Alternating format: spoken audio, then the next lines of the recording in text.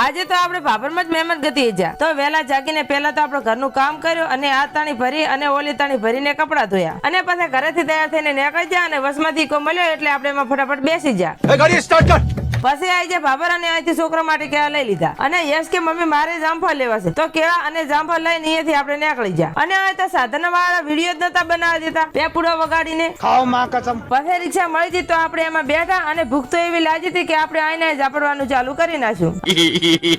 અને આપણે ગમે અહીંયા જાતા હોય ને ફાટક ખુલ્લા હોય એવું કોઈ દાડો ના બને પણ ફાટક બંધ હોય તો શું થયું હવે તમને રેલગાડી બતાવો જેમ કે તમે તો બે માં હોય રેલગાડી જોઈને હોય આમલા કભી નહીં દેતા પછી ફાટક ખુલી જાય અને અહીંયાથી નીકળી જાય અને પછી સીધા આવી જાય મારા માસી આવું ના કરે અને આ મારે માસી હાઉ છે કઈ કો ફોટા લિયા અને આવતા પહેલા જ ખાવા બેસી જાય જેમ કે આપણાથી તો ભૂખ સહન થાય ને